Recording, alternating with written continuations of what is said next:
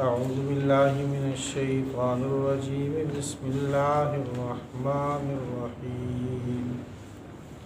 سورہ نحل آیت نمبر 111۔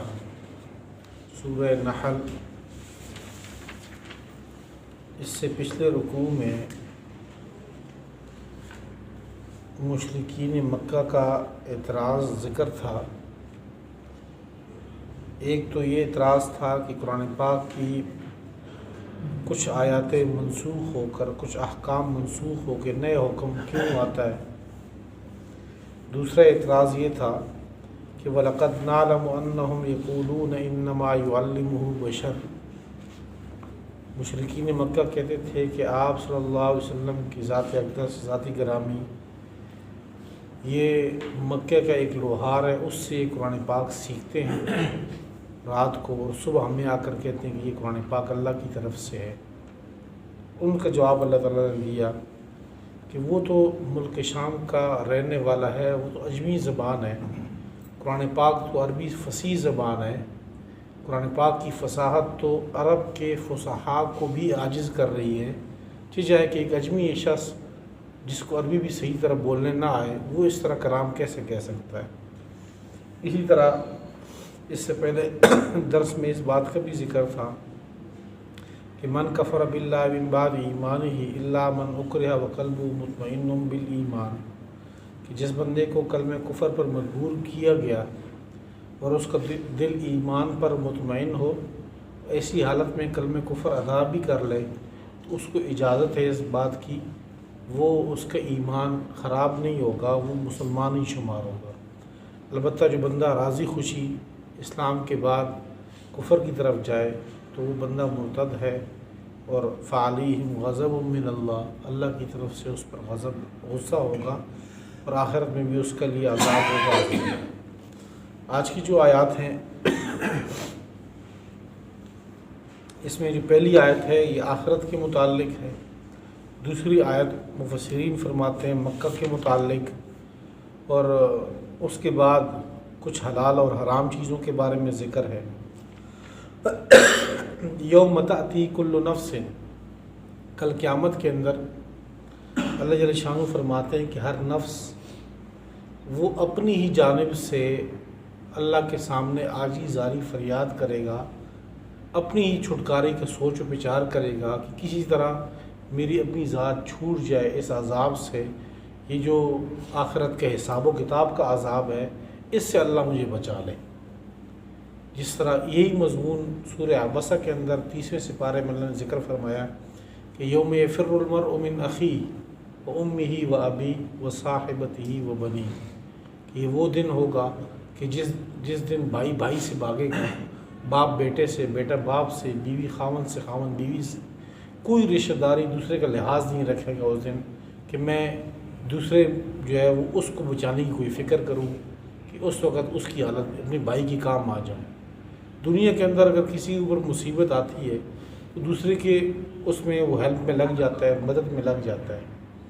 اور بعض اوقات ایسی بھی صورتحال سامنے آتی ہے کہ جہاں پر انسان کی اپنی جان پر بنتی ہے تو وہاں انسان جو ہے پھر وہ دنیا کے اندر ہی وہ اپنے آپ کی بچاؤ کی فکر کرتا ہے، وہ دوسروں کو نہیں بچانے کی، وہ کوشش کرتا ہے کہ میں خود بچ جاؤں اس طرح۔ تو بعض اوقات وہ جو صورتحال ہے اللہ تعالیٰ قیامت کی دنیا میں بھی دکھا دیتے ہیں، اور وہاں پر جو صورتحال ہے اللہ جل شانہ فرماتے ہیں آیت، وہاں بندہ اپنی طرف سے لڑے گا اللہ کے سامنے، سوال و جواب دے رہا ہوگا، کبھی سوچ و بچار کر رہا ہوگا کہ یہ میں نے کام کی ہے، اس کا میں کیا جواب دوں، وہ کام کیا اس کا کیا جواب دوں، کہاں سے جوڑ توڑ کروں، کس کا میں نے حق دینا ہے، کس سے حق لینا ہے۔ تو وہ یہ چیز کسی طریقے سے میری جان بچ جائے تو بس یہ کافی ہے میرے لیے۔ آخرت کا جو منظر ہے وہ کافی ہولناک ہے، تو اس کے لیے آج کی ہمارے لیے یہ زندگی ہے، یہی ہمیں جو ہے اسی کے اوپر ڈیپینڈ کرتا ہے۔ اگر ہم نے یہی زندگی اچھی گزاری اللہ کی رضا کے لیے، جسے اللہ چاہتے ہیں، اللہ کے پیارے پیغمبر چاہتے ہیں، تو آخرت میں جو ہے وہ راضی خوشی ہوں گے۔ اور اگر یہاں ہم نے مشکل دور گزارا یا اپنی منمانی چاہی تو اس کے بعد پھر آخرت کا دور جو ہے وہ اس سے زیادہ سخت آنے والا ہے۔ یوم تأتی، وہ دن کہ جس دن آئے گا کل نفس ہر جان آئے گی تو جادل عن نفسہا وہ لڑائی کرے گی اپنی ذات کی طرف سے، سوال و جواب کرے گی اپنی ذات کی طرف سے۔ وتوفیٰ کل نفس اور دیے جائے گا ہر جان کو ما عملت جو اس نے کمایا، جو اس نے کیا۔ وہم لا یظلمون اور ان پر بالکل ان کے اوپر ظلم نہیں کیا جائے گا۔ جو جیسے عمل کر رہا ہے اس کو اس کے عمل کا حساب ہوگا۔ ہاں اللہ تعالیٰ اپنی طرف سے احسان کا معاملہ کر لے تو احسان کا معاملہ بہت ہوگا وہاں پہ، لیکن وہاں پر یہ نہیں ہوگا کسی کے ساتھ بے انصافی ہو، کسی نے عمل کیا تو اللہ نے چھپا لیا اس سے، یا کسی نے کوئی کام کیا ہو اللہ نے اس کو اس کے حق کے بدلے میں کم اس کو اجر دیا ہو۔ وہاں اللہ کے ساتھ کسی کی رشتہ داری نہیں ہے، وہاں اللہ کی کسی کے ساتھ بغض اور عداوت نہیں ہے۔ جو جیسے عمل نامہ لے کر آئے گا اس کو اسی طرح حساب ملے گا۔ وضرب اللہ مثلا قریۃ کانت آمنۃ مطمئنۃ یأتیہا رزقہا رغدا من کل مکان۔ اس آیت میں اللہ جل شانہ ایک بستی کی مثال دے کر فرما رہے ہیں کہ ایک بستی کہ وہاں پر امن میں تھی، سکون میں، اور ہر طرف سے اللہ کا رزق وہاں آتا رہا۔ اور پھر یہ ہوا کہ انہوں نے اس بستی والوں نے اللہ تعالیٰ کی نعمتوں کا ناشکری کی، ناقدری کی، تو پھر جب اللہ تعالیٰ کی انعامات کی ناقدری ہوئی تو اللہ تعالیٰ نے ہر طرف سے ان سے وہ رزق چھین لیا، اور ان کا جو امن تھا اس کو خوف میں تبدیل کر دیا، وہ جو رزق تھا فراوانی تھی اس کو بھوک میں تبدیل کر دیا ان کے اوپر۔ یہ تو مفسرین فرماتے ہیں عام بھی ہو سکتا ہے، کوئی بستی بھی ہو سکتی ہے، اور اس سے مراد بعض حضرات فرماتے ہیں، بعض مفسرین کہ مکہ کی بستی خصوصاً اس سے مراد لی جا سکتی ہے کہ یہ وہ بستی تھی کہ اللہ تعالیٰ اس کو ہر طرف سے رزق دے دیتا، جیسے کہ حضرت ابراہیم علیہ السلام کی دعا تھی اس بستی کے لیے، تو رزق کی فراوانی تھی، امن تھا، سکون تھا، لڑائی جھگڑے باہر ہوتے تھے لیکن یہ جگہ امن اور سکون کی جگہ تھی۔ پھر انہوں نے اللہ کی انعامات کی ناقدری ایسے کی کہ جب اللہ کے پیارے پیغمبر یہاں مبعوث ہوئے، نبوت ملی ان کو، اور جب انہوں نے اللہ کی طرف بلایا تو انہوں نے اس دعوت کا انکار کیا۔ 13 سال مسلسل بلانے کے باوجود یہ جب اللہ کی طرف نہ آئے، اللہ کے پیارے پیغمبر یہاں سے تشریف لے گئے، ہجرت کر کے مدینہ چلے گئے، تو وہ نعمت کی بے قدری کی، تو پھر اللہ تعالیٰ نے وہ جو نعمت تھی اس کو خوف میں تبدیل کر دی، جو انعامات تھے اللہ کے۔ اب یہاں پہ مسلسل جنگیں ہوتی رہی، پھر جنگ بدر میں ان کے بندے مارے گئے، پھر جنگ احد ہوئی، پھر خندق ہوئی، پھر یعنی مسلسل لڑائی ہوئی، آخر میں جا کر مکہ فتح ہو گیا۔ اسی طرح ان کے اوپر اللہ تعالیٰ نے قحط کا عذاب بھی لایا، یہاں تک کہ یہ لوگ مردار کھانے لگ گئے، اس حد تک یہ آئے تاریخ کا حصہ یہ۔ وضرب اللہ اور اللہ بیان کرتے ہیں مثال قریۃ ایک بستی کی، کانت آمنۃ جو تھی امن میں، مطمئنہ مطمئن سکون سے، یأتیہا رزقہا آتا تھا ان کا رزق ان کے پاس، رغداً کشادہ، من کل مکان ہر جانب سے،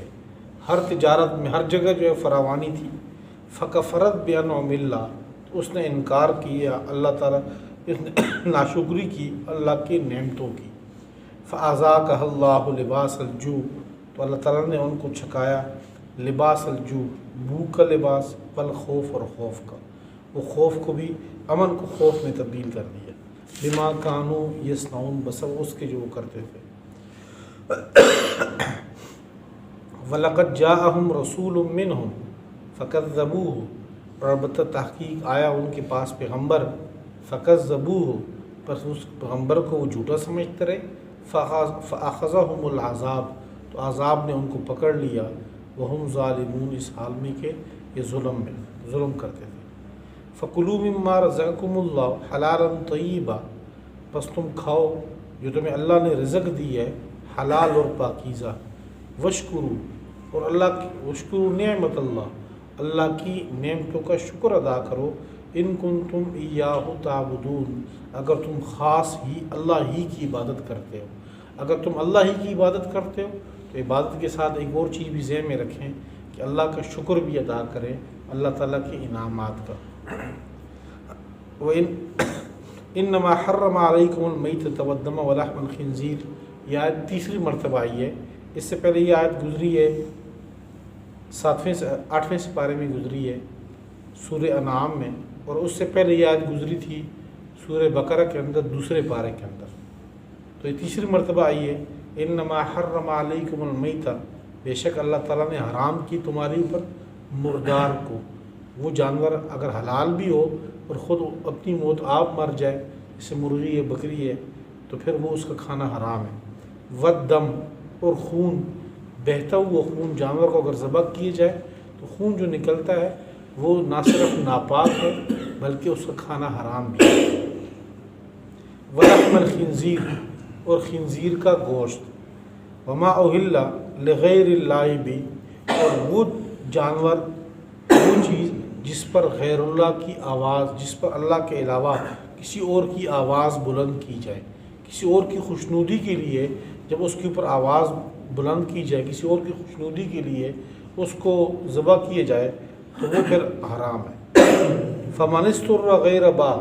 بس جو بندہ مجبور کیا گیا اس بات پہ کہ ان چیزوں سے کھائے، تو جو بندہ مجبور ہوا غیر باغ، نہ تو وہ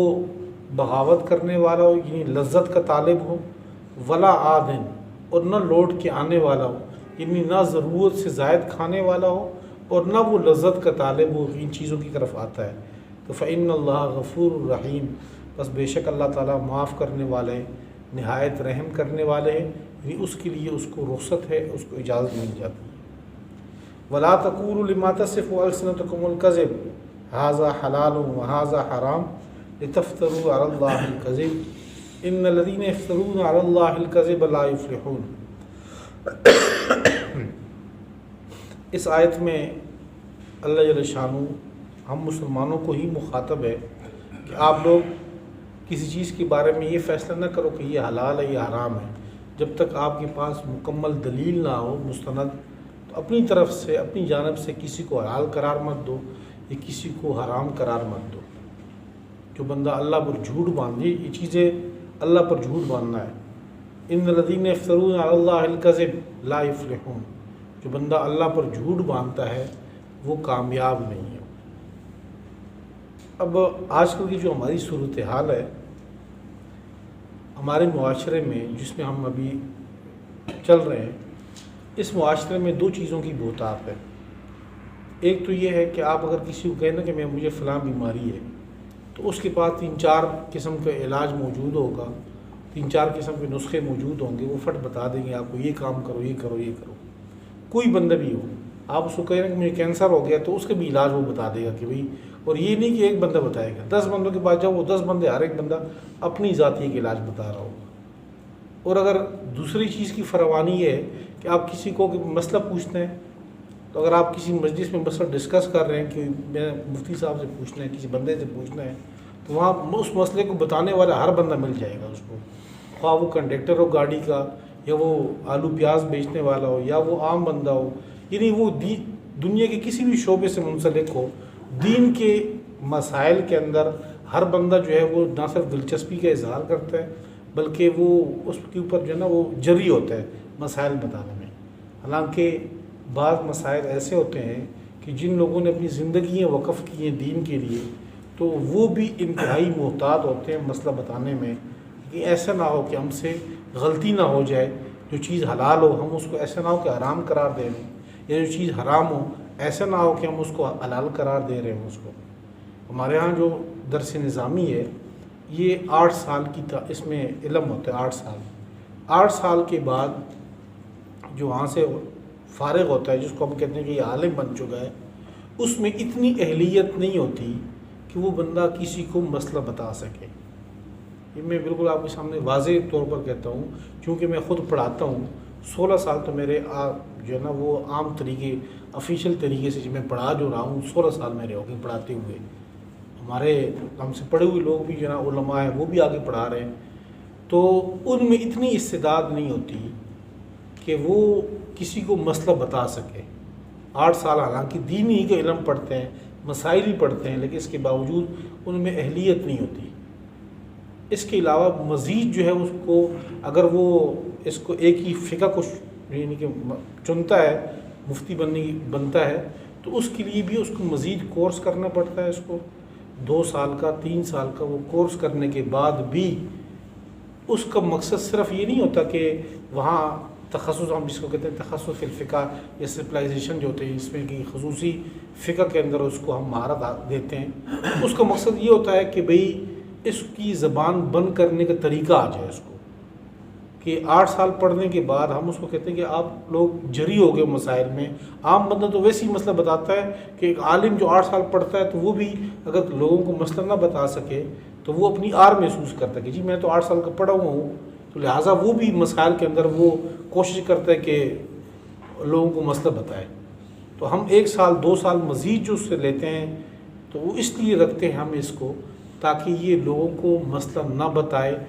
پہلے وہ غور و فکر کرے، سوچ و بچار کرے، کتاب دیکھے، مسئلے کی تحقیق کرے، پوری تحقیق کے بعد پھر عوام کے سامنے مسئلہ بتائے۔ ایسے نہ ہو کہ یہ مسئلہ بتائے اور اس سے غلط فہمی ہو جائے، مسئلہ غلط ہو، آپ کی بھی جو صرف زبان ہی لی، اگلے بندے کی ساری زندگی تباہ ہو گئی ہے۔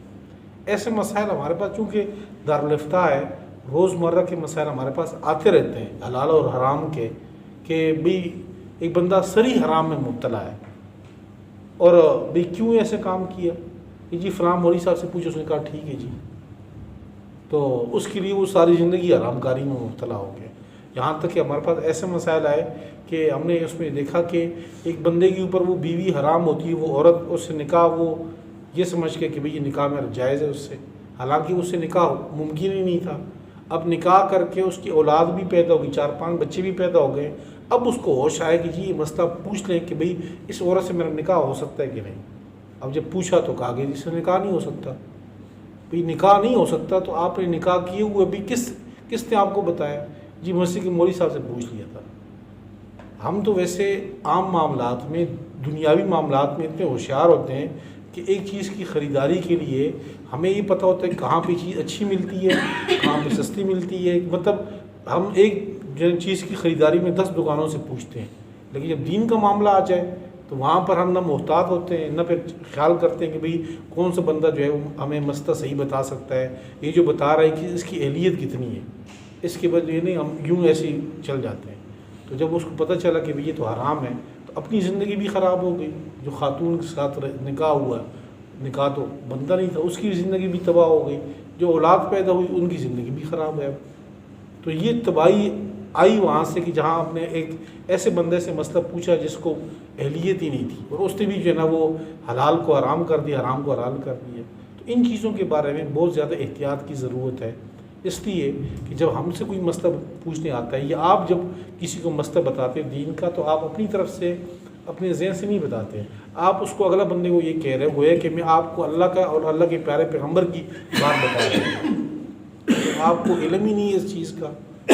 تو آپ جو ہے وہ کیسے بتائیں اس کو۔ اسی طرح ہمارے علماء نے صاف طور پر ایک چیز لکھی ہے، بالکل واضح طور پر علماء کے لیے لکھا ہے کہ اگر ایک بندے سے، ایک عالم سے کسی نے مسئلہ پوچھا اور اس نے مسئلہ بتایا بغیر دیکھے، اور وہ مسئلہ بعد میں اس نے چیک کیے مسئلہ اسی طرح نکلا جیسے کہ اس نے بتایا تھا، تو وہ بندہ پھر بھی ایک گناہ کا مستحق ضرور ہے، اس لیے اس نے بغیر دیکھے مسئلہ کیوں بتایا اس کو، یعنی وہ اس کے اوپر ثواب نہیں، الٹا اس کو گناہ مل رہا ہے اس چیز کا۔ اس لیے ان چیزوں کے بارے میں انتہائی احتیاط کرنی چاہیے۔ ولا تقولوا، اور تم نہ کہو، لما تصف، وہ چیزیں جو لما تصف السنتکم الکذب، جو تمہاری زبانیں جھوٹ بیان کر رہی ہیں، ھذا حلال، کہ یہ حلال ہے، وھذا حرام، اور یہ حرام ہے، لتفتروا علی اللہ الکذب، تاکہ تم جھوٹ باندھو، اللہ کے اوپر جھوٹ باندھ لو۔ ان الذین یفترون علی اللہ الکذب، بے شک وہ لوگ جو اللہ کے اوپر جھوٹ باندھتے ہیں، لا یفلحون، وہ کامیاب نہیں ہوں گے۔ یہاں پر تو اللہ تعالیٰ کی ذات کے اوپر جھوٹ کے بارے میں ہے۔ اللہ کے پیارے پیغمبر فرماتے ہیں من کذب علی متعمدا فلیتبوأ مقعدہ من النار، او کما قال رسول اللہ صلی اللہ علیہ وسلم۔ اللہ کے پیارے پیغمبر کا فرمان ہے کہ جو بندہ میری ذات کے اوپر جھوٹ بولے، یعنی میں نے ایک بات کی نہیں ہے اور میرے ذمہ خواہ لگا دی ہے کہ یہ حدیث میں آتا ہے، تو فلیتبوأ مقعدہ من النار، اس کو چاہیے کہ جہنم کو، آگ کو اپنا ٹھکانہ بنا لے، اس کو سمجھ نہیں، جہنم میں وہ بندہ داخل ہوگا جو بندہ میرے ذمہ کوئی بات کرے۔ اسی وجہ سے بہت جلیل القدر جو صحابہ تھے ان سے حدیثیں بہت کم مروی ہیں. حضرت ابوبکر صدیق رضی اللہ تعالیٰ عنہ، حضرت عمر رضی اللہ تعالیٰ عنہ، یہ وہ صحابہ ہیں جو آپ صلی اللہ علیہ وسلم کے ساتھ ہر وقت ساتھ ہوتے تھے. لیکن اگر آپ حدیث کی کتاب اٹھا کے دیکھیں تو ان سے حدیثیں بہت کم مروی ہیں، جس میں حضرت ابوبکر صدیق نے فرمایا کہ اللہ کے پیارے پیغمبر یوں کہہ رہے ہیں، حضرت عمر نے کہا کیوں،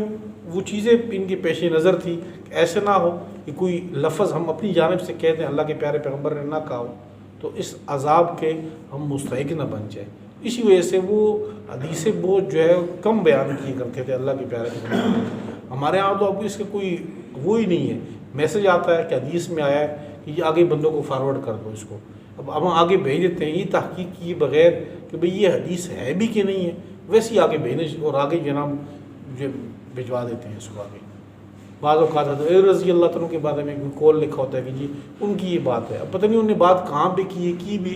نہیں کی ہے، کوئی دلیل نہیں، کوئی مسئلہ نہیں، بس سیدھا آگے ہم پہنچا دیتے ہیں. اور ہم یہ کام دینی خدمت سمجھ کے کرتے ہیں، ثواب سمجھ کے. ممکن ہے کہ اس میں گناہ مل رہا ہو ہمیں اس چیز کا. متاع قلیل، نفع اٹھانا ہے بہت تھوڑا. وَلَهُمْ عَذَابٌ عَظِيمٌ، عذاب علیم، ان کے لیے عذاب ہے بہت دردناک قسم کا.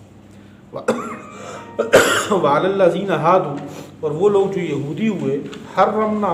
ہم نے ان پہ بھی حرام کی تھی، ما قصصنا علیک من قبل، جو ہم نے آپ پر بیان کی ہیں اس سے پہلے. یہ چیزیں جو اس امت پہ حرام ہیں اس سے پہلے سابقہ امت پہ بھی حرام تھی.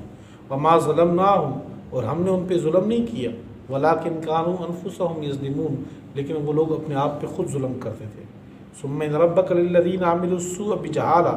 پھر تیرا رب ان لوگوں کے لیے جنہوں نے یہ کام کیے جہالت سے، حماقت سے. ایک بندہ گناہ میں ملوث ہو گیا یا یہ حرام میں ملوث ہو گیا اور اس کو مسئلے کی سمجھ نہیں تھی، یا یہ چیز پیچھے جو چیزیں ذکر ہے دم، میتا، لحم الخنزیر، اس کو کھا لیا جہالت سے، بے خبری سے.